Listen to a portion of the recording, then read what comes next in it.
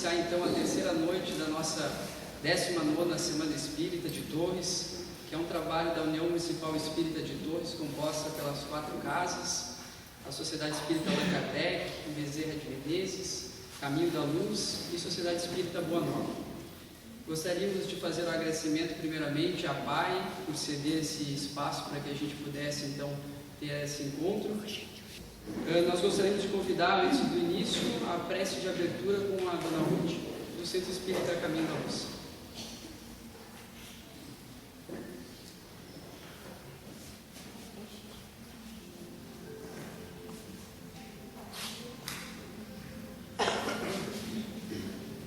Então, queridos irmãos e irmãs, vamos elevar o nosso pensamento a Deus nosso Pai, a Jesus nosso divino amigo, a corrente espiritual das nossas casas, que estão aqui presentes, vibrando por nós estarmos aqui mais uma vez, nessa 19ª Semana Espírita de Torres, que, como diz Chico Xavier, é um facho de luz cada casa espírita.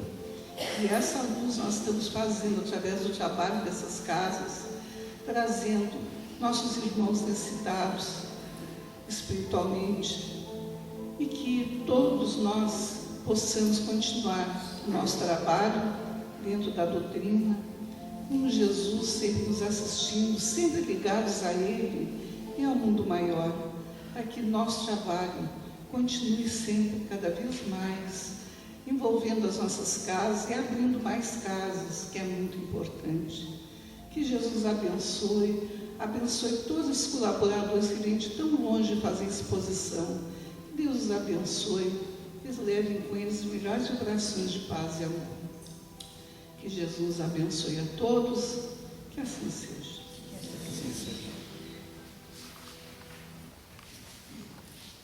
Para a noite de hoje, nós temos o prazer de receber o palestrante de Florianópolis, que já esteve aqui, já tivemos o grato prazer de recebê-lo outras vezes. Gerson Luiz Tavares, de Florianópolis, então graduado em Direito pela Universidade Estadual de Santa Catarina, auditor fiscal do Tribunal de Contas de Santa Catarina, acadêmico de Psicologia da CESUC, ex-presidente da Federação Espírita de Santa Catarina, palestrante e coordenador do grupo de estudos do Centro Espírita Amor e Humildade do Apóstolo.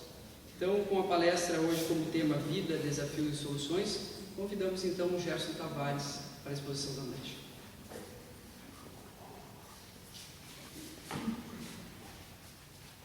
Caríssimas senhoras, caríssimos senhores, irmãs e irmãs espíritas, nossa saudação fraterna e votos de paz.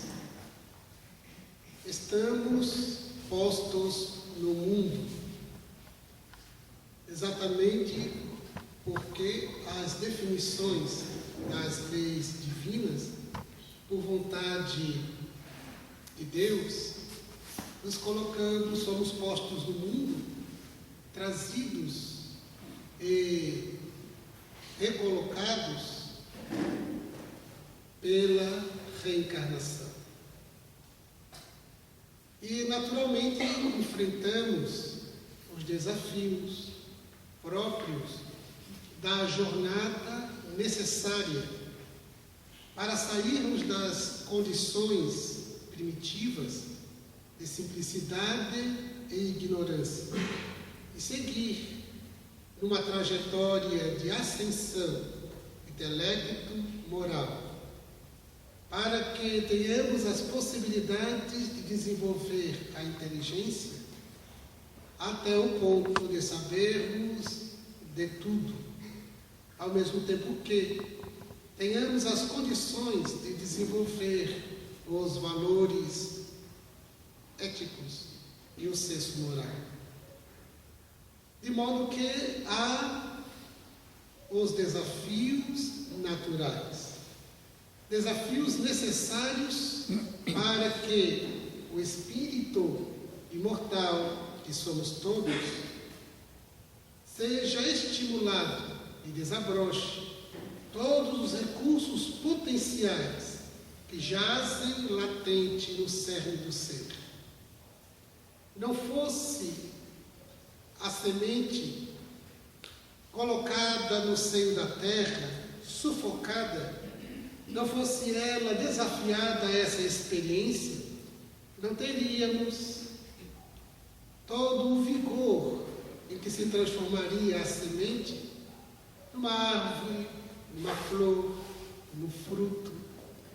Somente suportando o desafio do sufocamento no solo, que ela encontra as possibilidades, os nutrientes, todos os recursos ambientais necessários para o desabrochamento dos recursos que lhe são potenciais. Assim também a pedra bruta, somente depois de sofrer durante um largo período as lapidações incessantes, que deixa de ser bruta para se tornar preciosa. Assim o espírito embrutecido pela simplicidade e ignorância, pelas condições primitivas, somente enfrentando os desafios, nas idas e vindas, garantidas pela encarnação, desencarnação, reencarnações. São enfrentados esses desafios que os seres desabrocham os seus recursos potenciais intelecto-morais.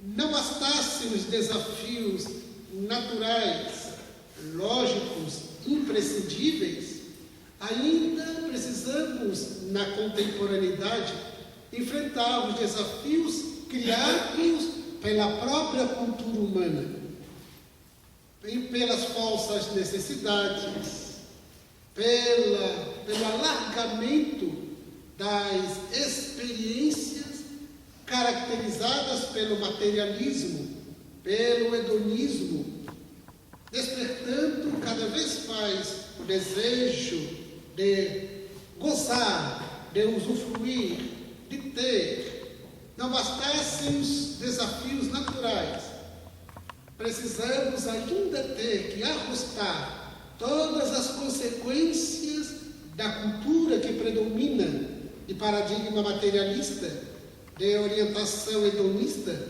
fazendo com que, por causa da lei de causa e efeito, tenhamos que ajustar, suportar os efeitos infelizes das escolhas infelizes.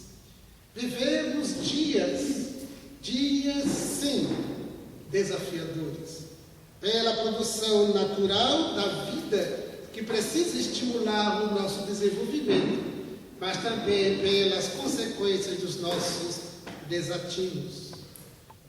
Sigmund Freud, o pai da psicanálise, teve ensejo de dizer na sua obra Mal-Estar na Civilização, que a sociedade ela não se encontra estruturada para produzir felicidade, mas sim a infelicidade.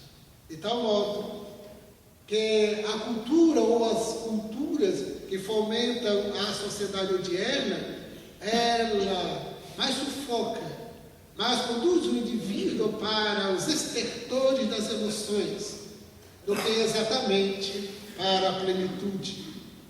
Nunca se falou tanto como na atualidade tem se falado a palavra correria.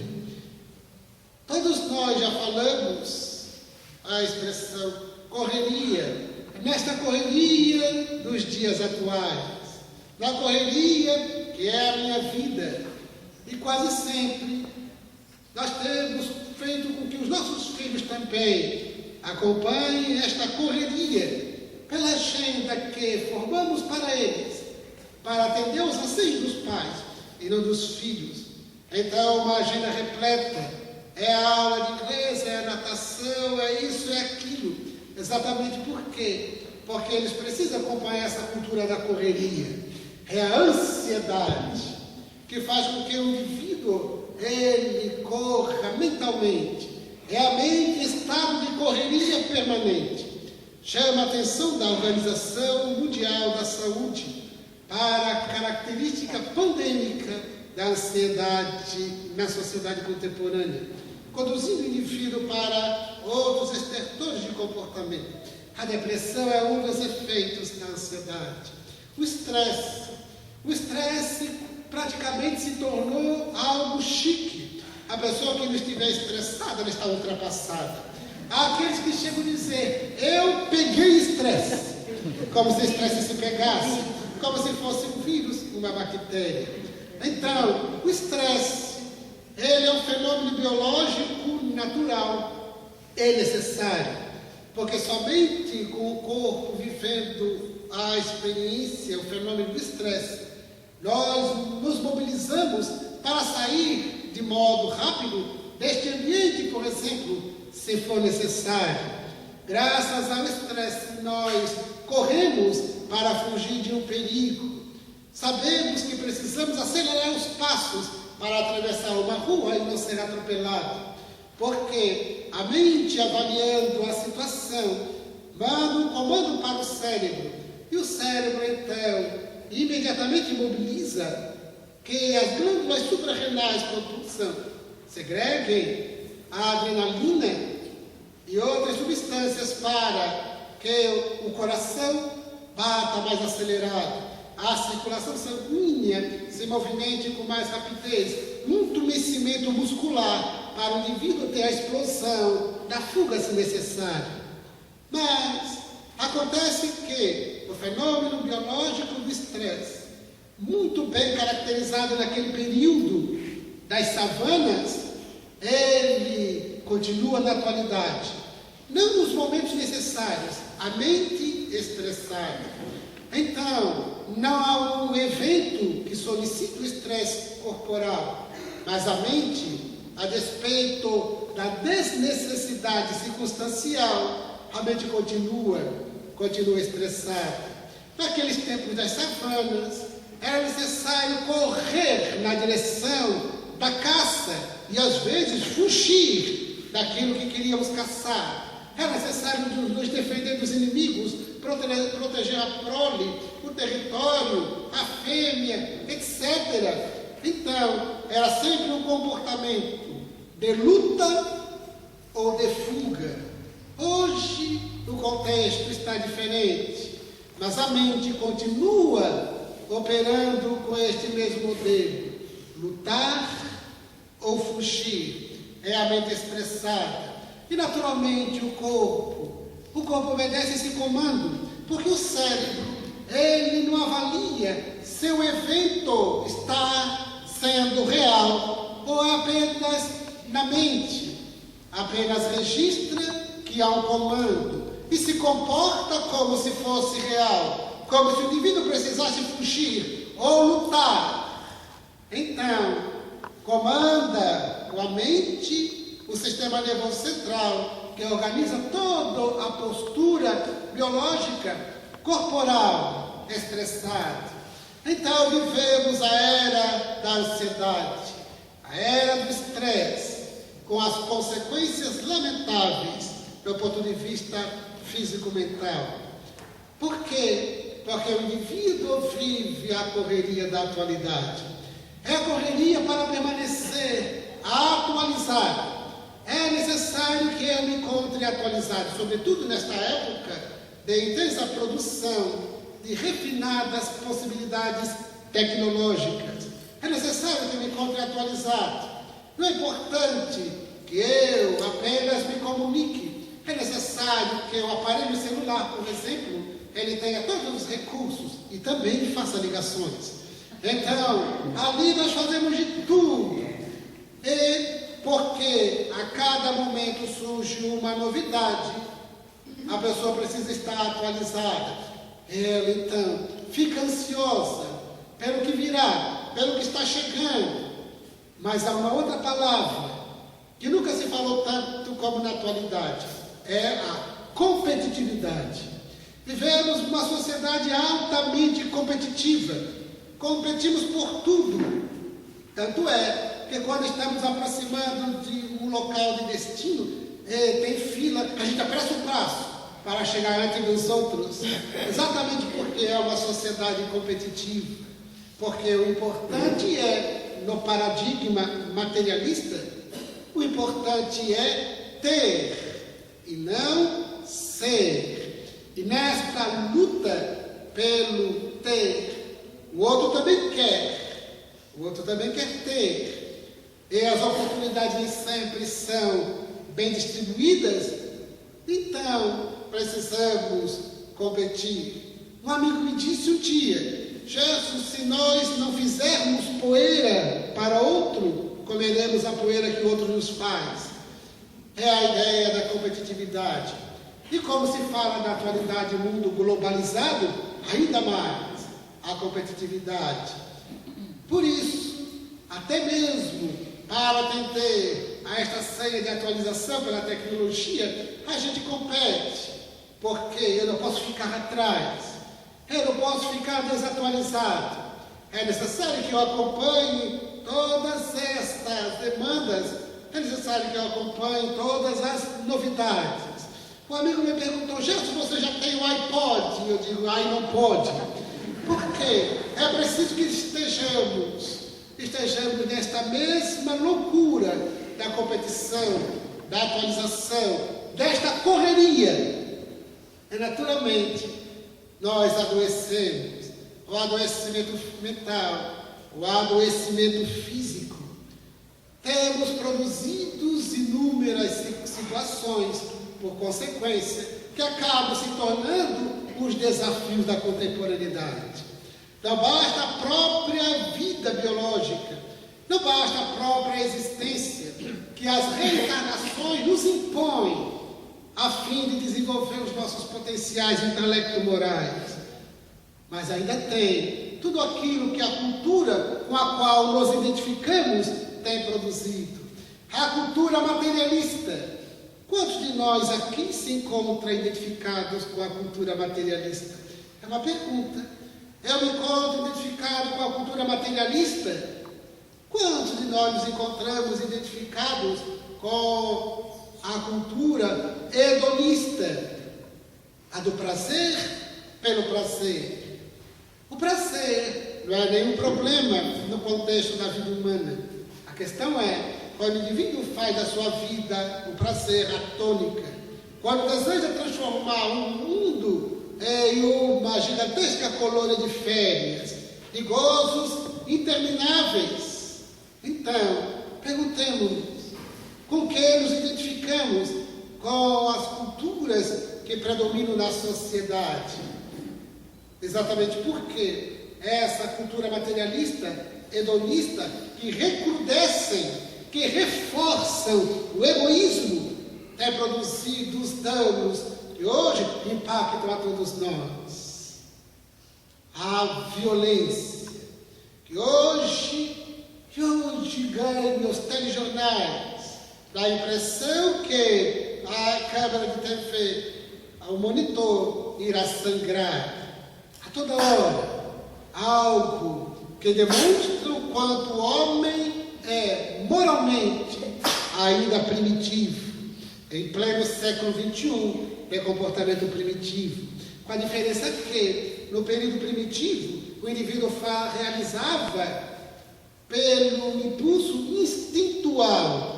Na atualidade, ele é racional, porque tem um interesse absolutamente pessoal. De tal modo, que vivemos a violência que graça. E quais são as soluções propostas, estudadas? É diminuir a maioridade penal. Outros dizem que é tornar mais severas as leis penais. Outros propugnam que devemos criar mais penitenciárias. Outros falam de aumentar o efetivo da polícia militar e da polícia civil, mais armamentos, de leis mais coercitivas e mais punitivas. E não se dão conta que o cerne da violência é a crise moral. Fala-se na crise política, fala-se na corrupção, e fala-se, portanto, que as leis, que a punibilidade tem que ser os recursos necessários, sem dúvida nenhuma, mas devemos parar e avaliar quais são as causas, ou qual é a causa dessas crises. Seja qual for a crise pelo qual a sociedade passa, tem por causa uma só, é a crise moral. Vivemos a crise moral ainda, por incrível que pareça, e já nos encontramos no século XXI. Já recebemos o Evangelho há mais de 2000 anos. Há 158 anos a doutrina espírita. E, nada obstante, a pluralidade de denominações religiosas, especialmente a partir do século XVI, com a Reforma Protestante, temos inúmeras denominações religiosas de vertente cristã. O último registro só nos Estados Unidos são mais de 2.000 denominações religiosas. No Brasil, de viés cristão, no Brasil, ignoro os registros, mas está bem definido, bem demonstrado, que é sobre, ou a partir do Evangelho de Jesus, temos inúmeras denominações religiosas. O Brasil é um dos países mais católicos, é o país mais espírita. As denominações de vertente protestante, evangélica, crescem a toda hora e se praticam abortos de forma perturbadora. A violência graça, a corrupção ganhou a cidadania.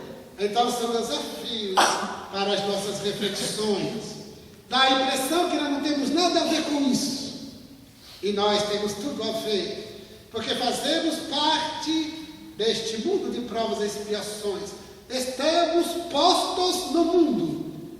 Isto é uma realidade inquestionável, inconfundível. E não adianta fugir, porque como não há morte, continuamos a pertencer a este mundo. Então, o suicídio de nada adianta, mas agrava. A pena de morte em nada resolve, porque ninguém morre. E continuamos a fazer parte, continuaremos a compor a humanidade terrestre, que se não é a humanidade encarnada, é a humanidade desencarnada, mas ainda neste mundo. Não falamos exatamente de planeta, neste mundo de provas e expiações, de que o planeta ainda faz parte. Então, como não adianta se evadir pela morte, porque a morte não existe, conforme nos apresentou Jesus e a doutrina espírita demonstrou cientificamente. Esta é a nossa certeza, a certeza espírita inabalável, a de que a morte é apenas uma palavra. Ela é apenas uma palavra que não revela a verdade. Ela fala de uma pálida realidade, que é a realidade do decesso carnal, o encerramento do ciclo biológico, para a continuidade da vida do espírito, que é encerrada a existência corporal, que é a vida na dimensão corporal, volve, retorna para a dimensão da vida espiritual. É o espírito sempre, ora encarnado, ora desencarnado. Uma querida amiga não espírita, ela me disse por e-mail: Gerson, eu perdi o sono, busquei no YouTube uma palestra sua. Ai, me deu um tanto de paz. Eu queria assistir uma palestra presencial, mas só se você me prometer não falar de gente morta, porque eu tenho medo de gente morta. E eu lhe respondi: fulana, eu tentei buscar na minha memória se alguma vez eu falei de gente morta, e nunca falei de gente morta. Nada obstante ter falado da palavra morte, mas para revelar a vida. Então, nós sempre falamos de vida e não de morte, de vivos e não de mortos, porque se tu crês em Deus, ela é pertencente a uma denominação religiosa com muito fervor, muito católica. Se tu crês em Deus e no reino de Deus, tu acreditas que Deus reina no cemitério? Acreditas que o reinado de Deus é sobre cadáveres? Nós não. Nós sabemos que o reinado de Deus é de vida. E como disse Jesus, quero que tenhas vida e vida em abundância. Pela nossa certeza inabalável, inconfundível, da vida e não da morte. Nós, enquanto vivos no corpo, porque daqui a pouco estaremos vivos fora do corpo, mas sempre vivos e sempre com os mesmos desafios. Se nós não operarmos as transformações necessárias, é importante o empreendimento das transformações. É por isso que vivemos e é por isso que reencarnamos. Nós não reencarnamos para sofrer. O sofrimento faz parte da pauta das nossas necessidades evolutivas, mas nós fomos criados para o sofrimento. O sofrimento é um acidente de percurso do viajante que claudicou na sua viagem. É o efeito das nossas imperfeições. São as consequências das nossas infelizes escolhas. Então o sofrimento é um acidente de percurso que está ao nosso livre-arbítrio e à nossa vontade, à nossa disposição, nosso ânimo de operar as transformações para então sermos felizes autenticamente e conquistarmos a paz real.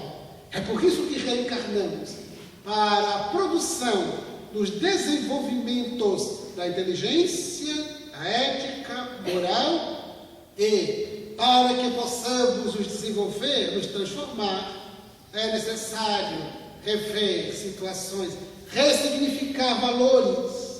Por isso as reencarnações, para que tenhamos a oportunidade de arrependimento, de assumir uma nova postura. Sem as reencarnações, o espírito não enfrentaria as consequências e não teria uma nova chance. As reencarnações são necessárias. Para mim, a reencarnação é uma porta sempre aberta. Eu tenho essa imagem. É uma porta sempre aberta para os arrependimentos, para as novas possibilidades, para as novas ressignificações, para o progresso. Uma senhora foi conversar conosco na casa espírita e ela então me disse: eu tenho uma dificuldade muito grande em acreditar em reencarnação. Ela está indo na fase da crença, de acreditar ou não de acreditar, quando nós deveremos assumir já uma outra postura mental, a de saber, porque a diferença entre saber e acreditar. E então eu lhe perguntei: mas a senhora ainda tem dificuldade por quê? Porque não me recordo. Eu não me recordo de reencarnações passadas. E a senhora gostaria de recordar-se? Gostaria. Por quê? Para eu saber, porque o filho que eu tenho é o filho que eu tenho e não outro filho. Porque a vida que eu tenho é esta, porque este sofrimento, porque aquilo outro. Mas a senhora me garante que, se lhe fosse permitido a recordação natural, a senhora asseguraria equilíbrio psicológico, emocional? Ela disse: não sei. Por quê? Digamos que a senhora, na maternidade, o filhinho querido, tão esperado, depois de meses de preparo, de desafios, o parto. E então, a enfermeira coloca-lhe sobre o regaço materno o filhinho recém-nascido. A senhora olha e reconhece, porque a senhora se recorda das outras reencarnações, recordará também das pessoas com quem conviveu nas outras reencarnações. Agora, no outro corpo natural, a senhora olha e reconhece: miserável, foste tu que na outra reencarnação, e agora vem como meu filho. A senhora me assegura que oferecerá o seio para alimentá-lo ou já praticará o infanticídio ali mesmo? A senhora está colocando em casa a roupa na máquina de lavar, não falei nem em tanque, na máquina de lavar, e fica se recordando: meu Deus, na encarnação passada foi uma rainha do Egito, com serviçais, e hoje eu tenho que fazer contas para pagar o condomínio, para atender aquela necessidade. A senhora me garante equilíbrio ou deixar-se conduzir pela revolta, pela inconformação, pela realidade atual, tão diferente da realidade pregressa? A senhora está no shopping, olha uma outra pessoa do outro lado do ambiente e reconhece que ali esteve o seu malfeitor no passado. Ou se lembra de que foi autora de um crime soez. Ela me olhou muito sério e disse: eu nunca havia pensado sobre isso, pois Deus pensou pela senhora e decidiu pelo esquecimento.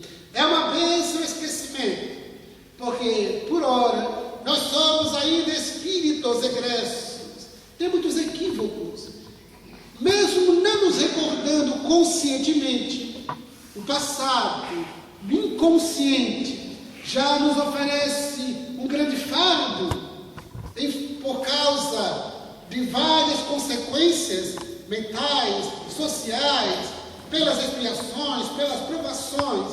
Imaginemos nós se nos recordássemos, a vida na Terra ficaria inviabilizada pelas recordações naturais conscientes.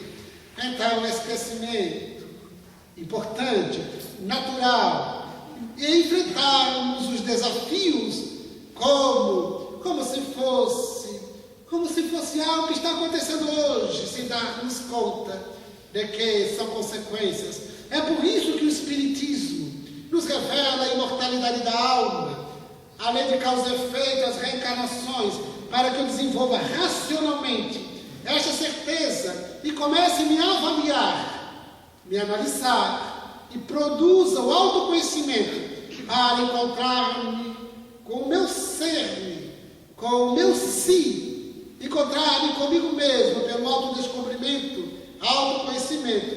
E então, entender que pela natureza de tudo aquilo que me desafia, pela natureza daquilo que me faz sofrer, pela natureza do que me aflige, pela natureza do que me falta, do que me manifesta hoje como carência, eu mais ou menos consigo avaliar a natureza das minhas imperfeições, dos meus erros passados. Pela natureza daquilo que mais me aflige hoje, eu encontro a causa pela natureza. Ensina-nos o Espírito de Emmanuel através de Chico Xavier. Mas é importante que eu não me recorde plenamente, a menos que seja com finalidade terapêutica, como procedeu Brian Weiss, Edith Fiore, Hélio Ambach, através da retrocognição, como método terapêutico.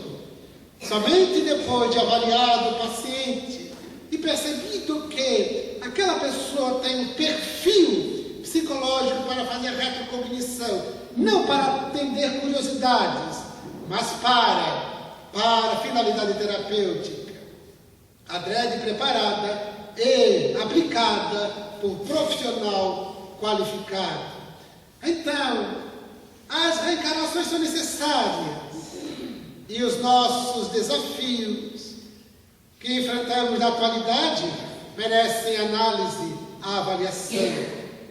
E nos damos conta, à luz do Evangelho e da doutrina espírita, que todas as crises que hoje têm desafiado a criatura humana têm por fundo o problema moral. Então, enfrentamos a violência por causa do problema moral. E a proposta de Jesus é: sede pacíficos, pacificadores. Bem-aventurados pacíficos, bem-aventurados pacificadores. Bem-aventurados quer dizer felizes são. Então, este é dos comportamentos que precisamos adotar. A postura de pessoa pacífica, pacificadora. Com que critério? Com o critério de Jesus. O critério radical. Jesus foi radical nas suas propostas. Ele propôs o bem radical. Ele propôs o perdão radical. Ele não fez qualquer tipo de condição. Com este tipo de problema, perdoa. Este não merece perdão. Ele não fez classificações. Ele não criou um espectro do mal que deve ser perdoado e o não perdoado. Ele simplesmente disse: perdoar. Naquele tempo, as leis humanas que recebiam o significado, a representação divina para ter autoridade, estabelecia que se devia pagar o mal com o mal. E ele propôs: pagai o mal com o bem. E foi desafiador. E por incrível que pareça, ainda hoje é desafiador. E um dos homens, doutores da lei, que acompanhavam as suas lições, logo depois do Sermão do Monte, perguntou para Jesus, porque a lei dizia, olho por olho, dente por dente. E era para o homem, somente ele, homem, honraria o seu nome, se ele revidasse, se ele pagasse o mal com o mal. Era para a dignificação da personalidade. Então o doutor da lei disse: mas Senhor, como poderei eu defender a minha honra se eu não revidar? Percebam? Hoje mais ou menos é assim, inconscientemente. A sociedade já pugna por um comportamento diferente. Todavia, muitos de nós ainda nos mobilizamos inconscientemente, ainda com esse paradigma, pagar o mal com o mal, para defender a minha honra. Eu acompanhei durante a minha adolescência, no final do século, da década de 1970, 1980, eu acompanhei os inúmeros noticiários no Brasil, dos tribunais de júri, em que homens julgados por crimes perpetrados contra a esposa, a companheira, os crimes passionais.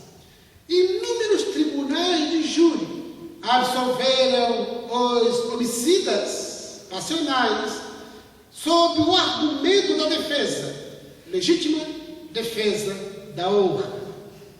Não é o próprio das leis mosaicas, olho por olho, dente por dente, defender a honra pagando o mal com o mal? Então, de uma certa forma, hoje ainda o indivíduo se movimenta assim, não aceita que outro lhe faça mal, e de imediato reage. A proposta de Jesus foi: não reaja, age, pagai o mal com o bem da compreensão, o bem da tolerância, o bem do perdão, para que nos tornemos homens e mulheres jovens, pacíficos, pacificadores, em definitivo, para que nós não nos identifiquemos com a violência que graça por aí, para que não pratiquemos em casa a violência física, nem a violência verbal, a violência psicológica, nem no trânsito, outras formas de violência, no ambiente profissional, outros modalidades de violência. Porque se há competitividade, o indivíduo pode se valer dos recursos inconfessáveis para competir, de tal modo que há violências e violências. E nosso compromisso compromisso cristão, é de sermos homens e mulheres pacíficos, pacificadores. Pagar o mal com o bem. Uma diretora de um órgão público sentou-se à minha frente e me perguntou: era um ambiente não espírita, era um ambiente público, mas ela sabendo que eu sou espírita, foi até mim para me fazer uma pergunta. Ela me perguntou baixinho: Gerson, você acredita em mal olhado? Acredito. Que eu sabia onde ela ia chegar. Disse: acredito. E ela se aproximou mais entusiasmada e perguntou: era um espírita que ia responder: como é que se combate um mal olhado? Ora, era um espírita que ia responder. Ela estava esperando uma fórmula, um trabalho, porque o espírita faz trabalho. O espírita faz trabalho. E então, uma vez, no outro órgão que eu atuava, uma colega levou meses para convencer o marido, depois de 17 anos de casamento, à separação, porque ela queria curtir a vida. ela queria usar da liberdade que o casamento lhe tolhia, e então, depois de uma intervenção do advogado, ele aqueceu e a separação se deu. E ela foi vivendo a vida que queria. Um dia eu passando pelos corredores, ela sabia que eu era espírita, ela me chamou e disse: Gerson, tu és espírita, né? Sou. Então, tu sabes que eu me separei. Sim, eu acompanhei aqui o seu drama, mas graças a Deus você conseguiu. Agora você vive a vida que queria. E ela disse: mas tu sabia que o danado já tem namorada? Ele faz muito bem. Porque tu querias que ele ficasse chorando as mágoas? Pois é, mas o que eu posso fazer por você? Gerson, lá no teu centro espírita, tu poderias fazer um trabalhinho para a gente voltar? Eu disse: não posso. Não vai ser um trabalhinho, você tem um trabalhão para separar. Como é que eu vou fazer um trabalhinho? Então, para aquela diretora, ela estava esperando um trabalho que eu fizesse para combater o mal olhar. Porque as pessoas sempre têm alguma fórmula. Eu vi duas senhoras conversando, falando de uma terceira pessoa, e dizia: mas ela tem muita inveja. Porque é interessante, os outros sempre têm inveja de nós, a gente nunca inveja ninguém. Então, ela tem muita inveja, como é que eu faço? Tem uma fórmula, uma simpatia perfeita. Como é? Pega um papel, caneta, e escreve o nome dela no papel, e coloca no freezer. Eu disse: o que vai acontecer? Colocar o nome da pessoa no freezer, para congelar a pessoa, congelar a inveja, congela o quê? Enfim, são as simpatias, são as superstições. Então, como é que se combate o mal olhado, Gerson? E eu respondi: com um bom olhado. Ela ficou muito decepcionada, porque eu esperava algo bombástico de um espírita palestrante. Mal olhado se combate com um bom olhado. E não é a resposta minha, é de Jesus. Pagai o mal com o bem. E um amigo contou essa história para ele e perguntou: Gerson, e o olho gordo, como se combate? Com o olhar diet? Porque assim a gente resolve tudo. Ou seja, o nosso desafio hoje, diante da violência potencial, é tornarmos-nos efetivamente pacíficos, pacificadores. Em nenhuma circunstância reagir, sempre agir. Quando Jesus, ele fez a proposta: se te baterem numa face, ofereça-lhe a outra. Ele não estava falando do rosto, ele estava falando de face, de conteúdo psicológico. A face que sofreu a agressão é a face do ego. Quem se orgulha é o ego, quem se magoa é o ego, porque é o orgulho ferido. Quem fica ressentido é o ego, quem odeia é o ego. Quem reage é o ego. Então o ego está equipado de recursos reativos. Se te baterem numa face, quando é que eu registro que eu fui prejudicado, que eu recebi agressão? Quando que eu registro? Quando eu fiquei afetado. Somente depois de afetado. E quando que eu registro essa afetação?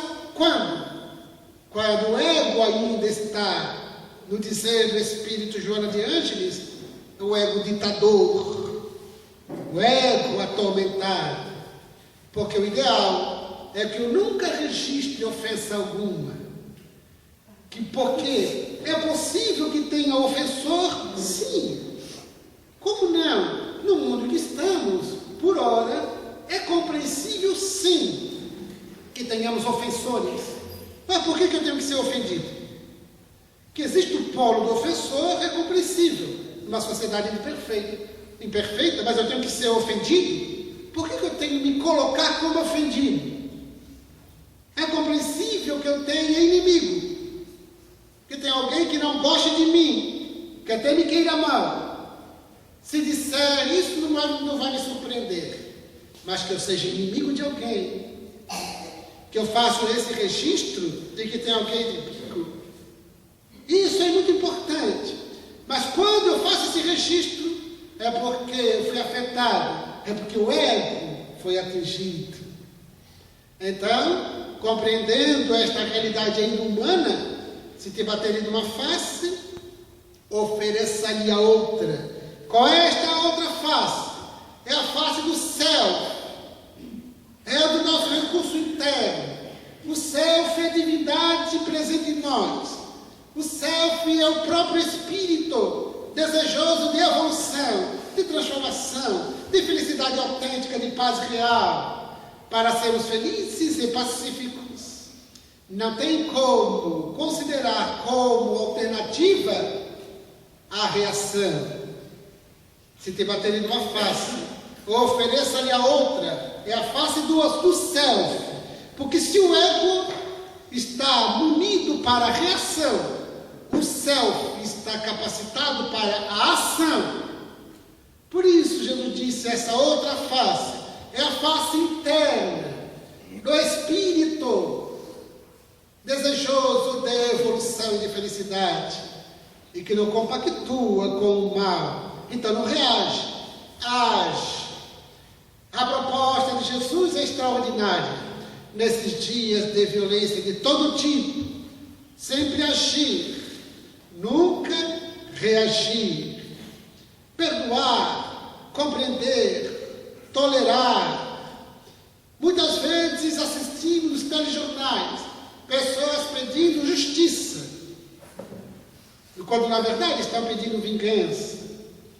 E a justiça na terra não é algo que nos compete, mas as autoridades próprias, quanto a mim, me cabe aceitar a realidade como ela é e agir e não reagir. Eu já vi pessoas dizendo, eu quero justiça, e cerra os punhos. É um comportamento corporal que revela muito a sua psicologia. Ou cerra os dentes. Então, nós nos encontramos diante do desafio da violência que graça na terra, um desafio íntimo, que é o de nos tornarmos pacíficos, pacificadores. É definitivo, sem condições.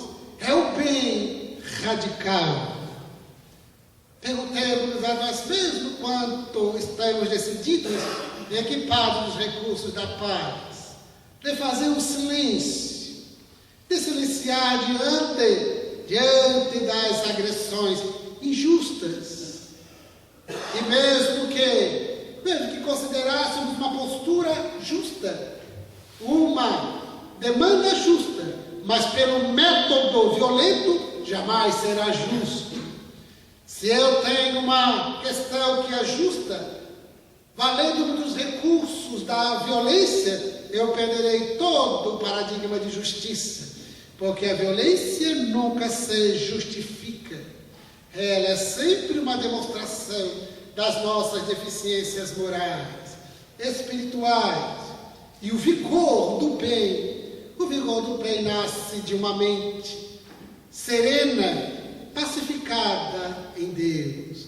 Por isso a proposta de Jesus, de modo radical, pagai o mal com o bem. E para aquele Senhor da lei, que disse como defender a minha honra sem revidar, Jesus disse, para aquele que fez o mal, ele já é infeliz. Ele é um infeliz. Então, todo que é autor do mal é um infeliz. Nós somos aqueles homens, mulheres jovens que desejamos a felicidade autêntica. Então, trabalharemos sempre como autores, protagonistas do bem, da paz incondicional. Nesses dias ainda de tanta enfermidade, nada obstante os grandes avanços da medicina, da tecnologia, dos recursos cirúrgicos, nada obstante todas as conquistas do século XXI, ainda as enfermidades mentais e físicas desafiam. Vírus surgem mais revigorados. Bactérias, ainda esta semana, o telejornal revela uma preocupação das autoridades médicas norte-americanas para os antibióticos, que não estão funcionando mais porque as bactérias já se encontram mais vigorosas, mais resistentes, fazendo com que os antibióticos sejam mais pesados ou que não deem resultados. Tudo porque o indivíduo tem cada vez mais utilizado dos medicamentos, dos fármacos, dos psicofármacos. Hoje podemos dizer que vivemos a medicalização da saúde. Você está bem? Estou, porque está medicado. Participei de um evento envolvendo psiquiatras e psicólogos, e uma psiquiatra argentina, ela propôs o seguinte: eu peço às mulheres, porque portam normalmente bolsas, que retirem um medicamento que possam carregar nas suas bolsas. Se não todas, quase todas tiravam algum. Um reparador de cabeça, outro reparador nas juntas, outro era para o estômago, outro era para medicamentos e medicamentos. É a medicalização da saúde. Porque tudo hoje tem que ser combatido, resolvido com medicamentos. Tudo tem que ser resolvido com medicamentos. Uma amiga relatava, contando como se fosse uma proeza, que ela foi a um psiquiatra. Porque ela não suportava a separação dos pais. Não obstante ser adulta, casada, mãe, não suportava a separação dos pais. Buscou um psiquiatra. E ele, diferente de alguns psiquiatras, que são muito biologicistas, que tudo se resolve com os psicofármacos, há psiquiatras que olham para a pessoa, paciente, não precisa nem falar, está na cara, e já prescreve remédio antidepressivo. Sem conversar, sem fazer uma anamnese, sem dialogar, sem fazer um psicodiagnóstico efetivo. Está na cara. E então, ela, com esse psiquiatra que ela relatava, ele, com viés não biologicista, mas conteúdo mais psicológico, conversava com ela e fazia perguntas. Ora, ele queria saber como é que estava a sua vida, o seu pensamento, para entender por que a separação dos pais a angustiava tanto. E ela chegou no momento que interrompeu o psiquiatra e disse: doutor, eu não estou lhe pagando para um bater-papo. Eu estou lhe pagando para que o senhor me dê um remédio para tirar esta angústia de mim. Como se o remédio tirasse a angústia.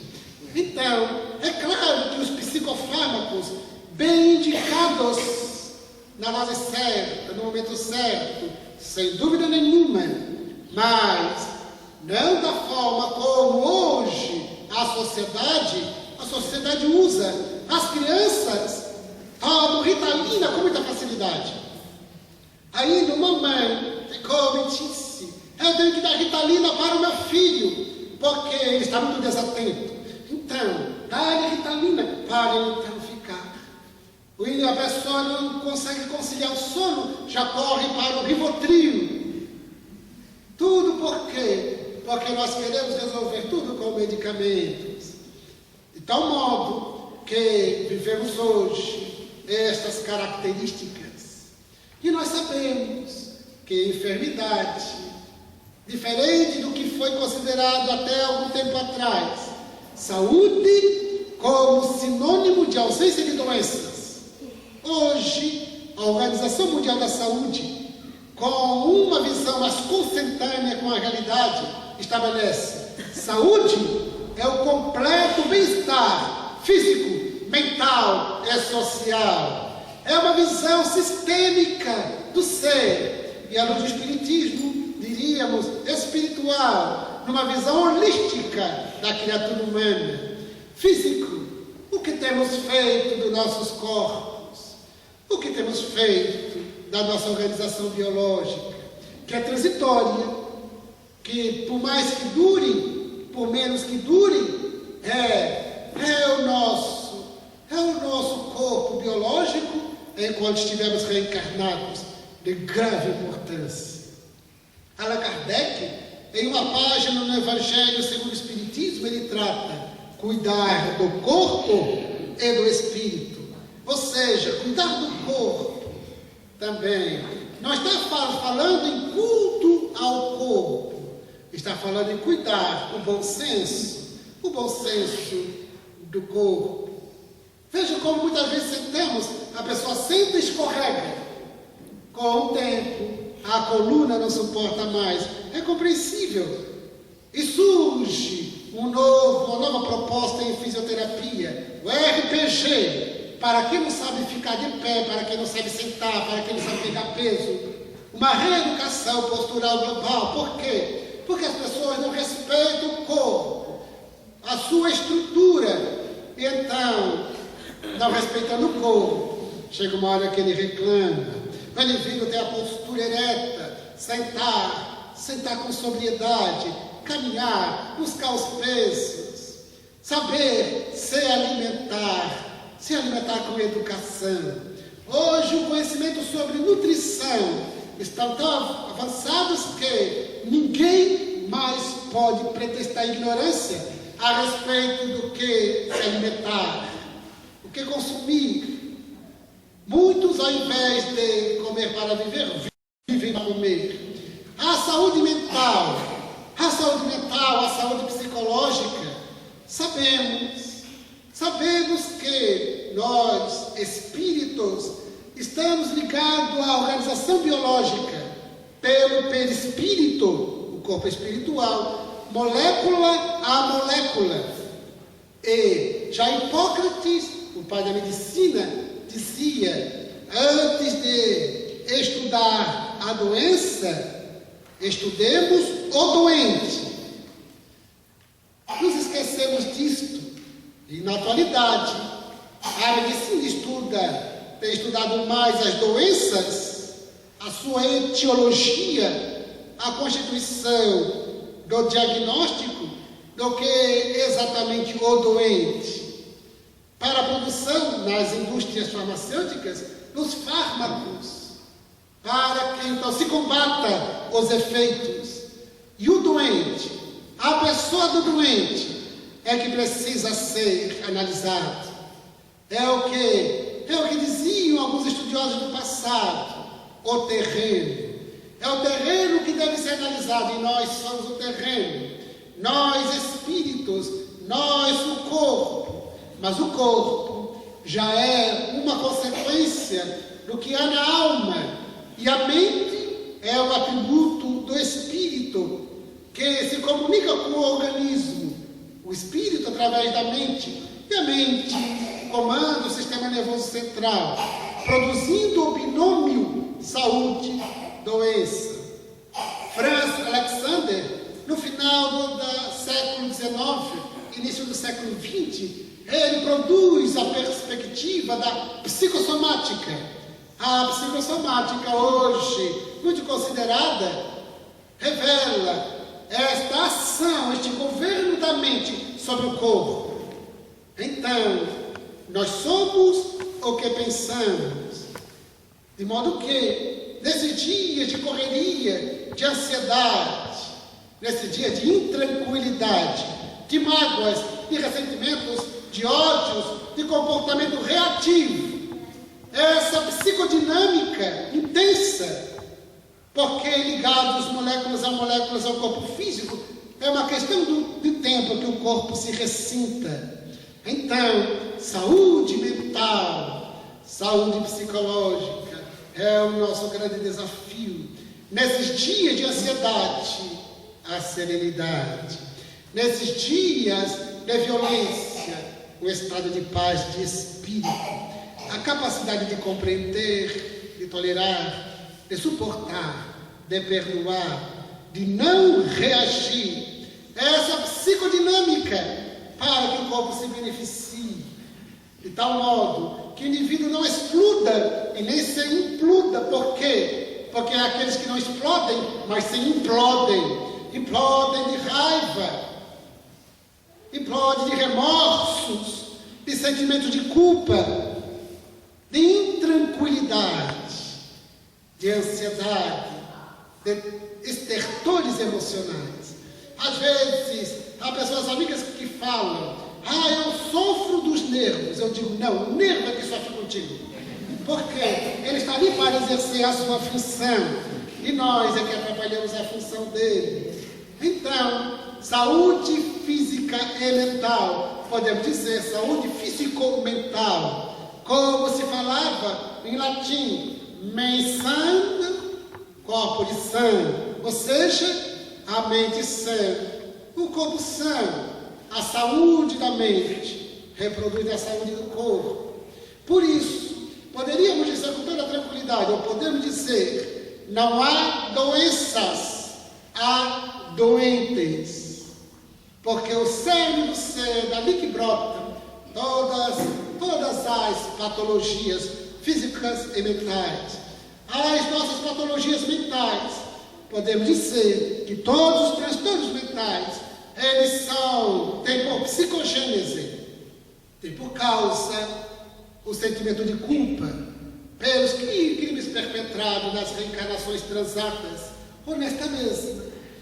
Então, saúde mental, emocional, o cultivo dos bons hábitos, a prática do bem, a ação ativa, não reativa, para que possamos e saibamos produzir saúde físico-mental, o bem-estar psicológico, o bem-estar físico, com comportamentos temperados pelo bom senso, sem excessos de muito, nem excessos de pouco.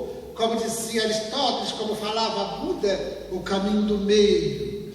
O caminho do meio é o mais sensato, não é tanto para o mar, nem tanto para a terra. É o bom senso. Em tudo que fizermos, na dinâmica da sociedade. Nós não precisamos de tantas coisas assim, como bens materiais, para sermos felizes. Nós podemos ter muito e não sermos felizes. Podemos ter poucos e também não ser felizes. Porque a felicidade não está diretamente relacionada com ter ou deixar de ter. Está em como ser. Isso que é mais importante. Ser. Os Espíritos, no livro dos Espíritos, advertem que a riqueza é uma provação mais perigosa do que a miséria. Porque se a miséria estimula a tantos comportamentos refletidos, a riqueza estimula também o recrudescimento do egoísmo, da ganância. De tal modo que se torna uma provação ainda mais perigosa. Por isso, nossa felicidade não está em ter ou deixar de ter, mas em ser. Em ser simples, em ser humilde, em ser bom, não ser reativo, mas sempre ativo, numa psicodinâmica de saúde mental psicológica. A serenidade interior, a paz de espírito. No livro Amor, Medicina e Milagres, o médico oncologista norte-americano Bernie Siegel, ele trabalha, depois de muita experiência, com pessoas com diagnóstico de câncer. Ele, com viés psicológico, analisa e fala do intenso poder da mente sobre o corpo. O quanto que o indivíduo enferma por causa da sua psicodinâmica, o quanto que ele pode recuperar a saúde, preservar a saúde, uma postura interna, que ele resume na expressão paz de espírito. Paz de espírito, repete ele várias vezes, para recuperar a enfermidade, para recuperar a saúde, para preservar a mesma saúde. Então, ele diz que ele formulava 4 perguntas para o paciente no primeiro contato já com o diagnóstico de câncer. Ele perguntava: o que te aconteceu nos últimos 2 anos, 1 ano? Porque ele que lhe fazia uma anamnese, buscava a história do indivíduo para entender nos últimos 2 anos o que aconteceu com a pessoa. Porque pode ter acontecido um evento de certo impacto que produziu nele esse estado de espírito que resultou na enfermidade. Foi o gatilho, muitas vezes, para algo potencial, para algo que existia predisposição. Porque sempre quando se diz o indivíduo tem a predisposição não quer dizer que terá disposição. Para acontecer a disposição é necessário de um gatilho. E muitas vezes acontece um gatilho impactante. O meu filho chegou em casa e disse: põe um remédio para a dor de cabeça. Mas meu filho, tu sabes que eu não tenho remédios em casa? E não tem. Porque eu não sinto dores. Então não tenho. A minha mãe sempre diz: meu filho, tu tenha sempre uma farmácia em casa. Mas para quê, mãe? Tem um remédio para a dor de cabeça, um remédio para enjoo, um remédio para isso, um remédio para aquilo. Mas mãe, se a doença ela verifica que eu estou equipado, daí ela vem. Então, que eu estou desequipado de recursos, daí ela desanima e não vem. Então, ele me chega, um remédio para dor de cabeça. Mas por que estás com dor de cabeça, meu filho? Eu pergunto. Porque estou, né? Alguma coisa aconteceu. De 2 dias para cá, hoje mesmo. Pode ser a questão alimentar, pode ser diante do computador, sem uso da lente que você precisou por causa mesmo da lente. Pode ser por tantas questões, mas pode ser por algo que te aconteceu, algo que incomoda, algo que você viu, que vivenciou, alguma coisa de 2 dias para cá. Óbvio que você vai tomar o remédio sim, você vai comprar e tomar o analgésico, mas é importante que você se conheça. Por que eu estou com dor de cabeça? Então, ele perguntava o que lhe aconteceu nos últimos anos. Depois perguntava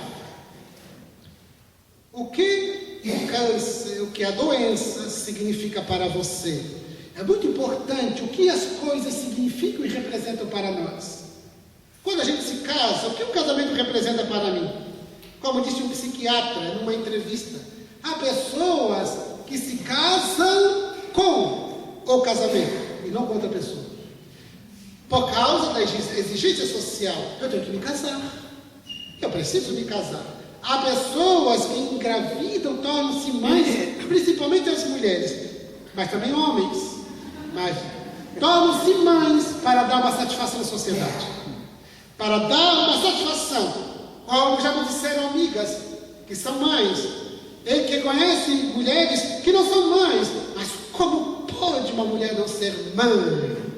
Percebam? Então, ela é mãe para dar uma satisfação à sociedade. Então, nós precisamos entender, o autoconhecimento leva a isso. O que isto na minha vida representa e significa? O que representa e significa? O que a caridade representa e significa na minha vida? Porque o Espiritismo fala de caridade. É um slogan do Espiritismo. Fala da caridade e nossa salvação. Mas o que isso significa para mim? E o que isto me representa? Nós temos resumido muito a caridade. A caridade é uma expressão rasteira de dar coisas. E a caridade autêntica é o indivíduo dar-se. Joana de Ângeles, ela propõe: comece o exercício de dar as tuas coisas, pertences. Dar. Mesmo aquilo, porque é muito comum a gente dar aquilo que não quer mais, que não serve, que não interessa. Dê aquilo que ainda te interessa, que te serve, que te convém. Dê. E avalias o modo como dás, como te sentes. Avalia.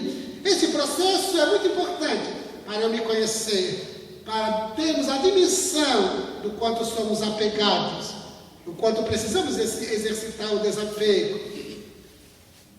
Porque é necessário o exercício. O que significa para nós, o que representa a caridade? O que significa e representa tal enfermidade? Então, é muito importante entendermos e compreendermos significados e representações que tem para mim, não que tem para o outro. Um psicanalista disse: ninguém pratica a verdadeira solidariedade. Todos os solidários são narcísicos. Ou seja, fazem para ficar bem na foto. Por questões, portanto, do ego, narcísicos. Não concordo 100% com ele, é óbvio. Mas ele tem razão em parte. Mas somente depois do autoconhecimento a gente vai se dar conta porque eu faço aquilo que eu faço e que classifico como caridade ou como solidariedade. Então não concordo com ele, porque há muitos solidários autênticos, mas ele está certo em parte. Somente o autoconhecimento me dá a real dimensão, como eu me encontro. Então ele perguntava, Bernie Siegel, o que a doença significa e representa para ti? É uma pergunta muito importante. Para muitos, o diagnóstico de câncer é um atestado de óbito. Para outros, é um desafio para a vida e não a morte. Então, ele partia para a terceira pergunta. Ele perguntava, por que você precisou da doença? Veja que pergunta impactante. Por que eu precisei desta doença? Por que eu precisei estar assim?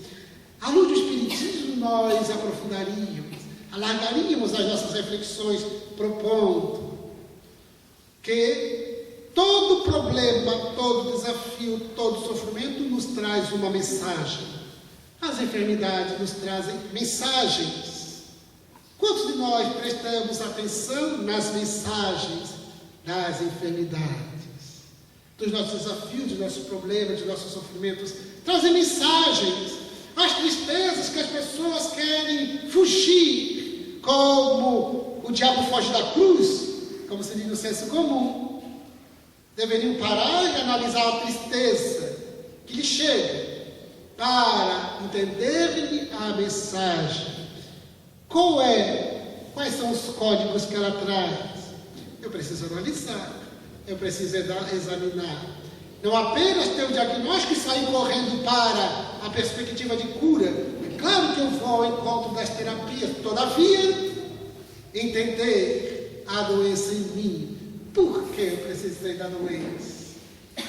Analisemos com muita profundidade, silenciosamente. E ele fazia a quarta pergunta: quanto tempo você quer viver? Pelas respostas, ele então avaliava mais ou menos, não por causa do diagnóstico, não por causa dos exames, mas pelas respostas, ele entendia a psicodinâmica do indivíduo, ele compreendia mais ou menos quanto tempo a pessoa viveria, se tinha potencial de cura, pela forma como a pessoa se colocava diante da enfermidade. Então, as doenças estão aí, desafiando não somente a medicina, mas cada um de nós, para preservar a saúde e para recuperá-la. Nossos corpos não são invulneráveis. Não são. Então, pelo governo que a mente realiza sobre o corpo, como estamos governando o nosso corpo? Como estamos conduzindo a nossa organização biológica?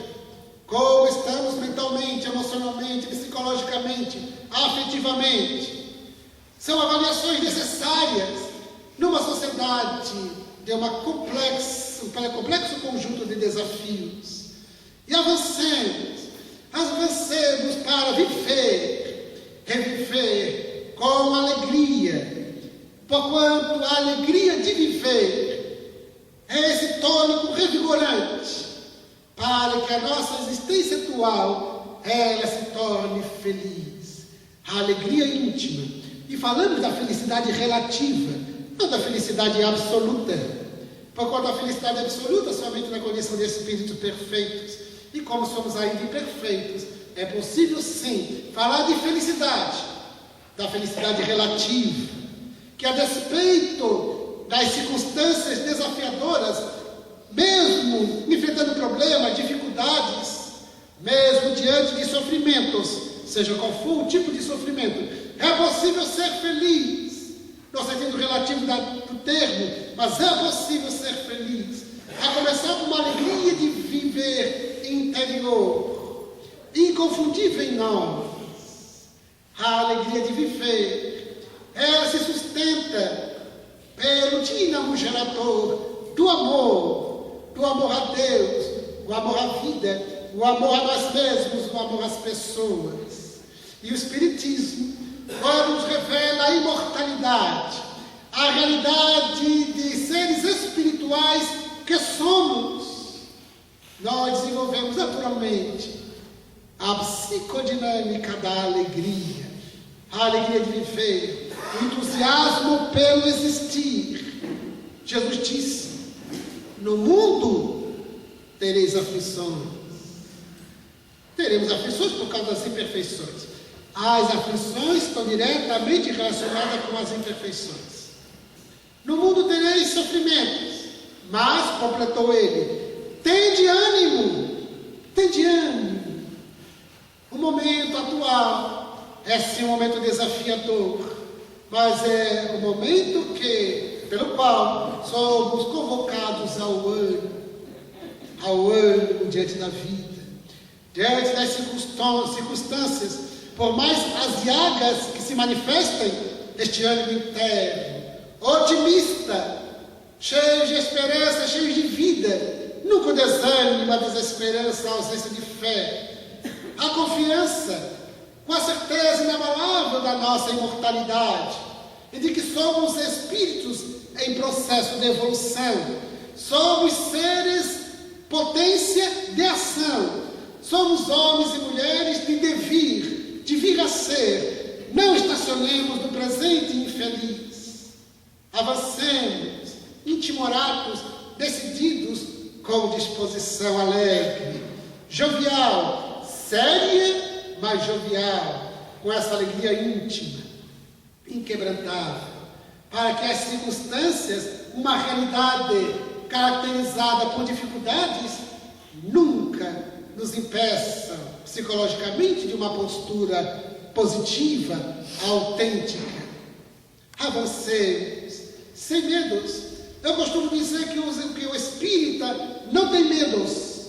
Não tem medo da morte, porque não tem dúvidas da imortalidade.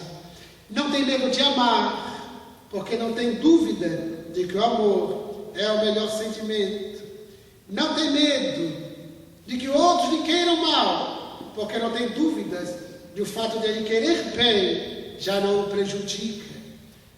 Não tem medo de perdoar, porque não tem dúvida de que o perdão é terapêutico, é o comportamento ideal. Não tem medo da felicidade desde já, porque não tem dúvidas de que é o espírito em progresso. Não tem medo das expiações, das provações, não tem medo das enfermidades, não tem medo da velhice do corpo, não tem medos, porque não tem mais dúvidas. É exatamente por isso que Jesus disse: não procurei o reino dos céus aqui ou acolá, porque o reino de Deus não vem com aparatos externos, nem se dirá que o reino de Deus está aqui ou lá, porque o reino de Deus está dentro de vós, é a potencialidade em nós. Somos seres potência, espíritos em processo de evolução, no momento necessitados de transformação moral. Então, estamos postos no mundo. A questão que sobressai é: como nos colocamos no mundo? Essa é a questão. Estamos postos e sempre estaremos postos. Se não é na condição de encarnados, será na condição de desencarnados. Postos estaremos no mundo. A problemática que nos desafia individualmente é: como nos colocamos? Essa é a questão. Como eu me tenho me colocado no mundo, em face das variadas circunstâncias, possibilidades, situações, desafios? Como me coloco? Como nós temos colocados no mundo? Foi por isso que Jesus disse: viver no mundo sem ser do mundo. Ser do mundo é se identificar com o paradigma do materialismo, do hedonismo, de uma cultura da pressa, de uma cultura da felicidade material. Viver no mundo e ser do mundo é identificar-se com a violência, com a corrupção, com a devassidão. Viver no mundo sem ser do mundo é transitar na Terra pelo impositivo das reencarnações, mas não se identificar com as questões infelizes que ainda caracterizam a sociedade contemporânea. Viver no mundo sem ser do mundo. Como nos colocamos no mundo? Como homens do mundo?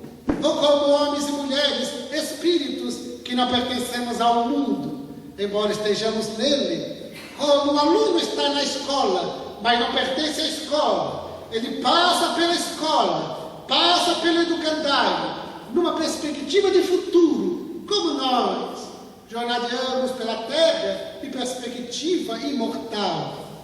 Avancemos, portanto, diante dos desafios, a solução é única, é o amor.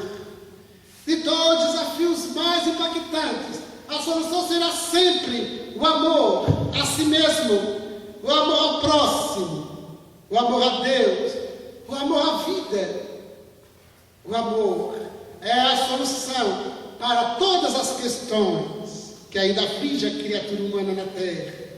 Assim, certo de que o amor é a solução, sigamos adiante, aprendendo mais sobre o amor, amando ainda mais, pela compreensão, pelo perdão, amando, pela produção de afetos possíveis e compreendendo aquele que não quer caminhar conosco.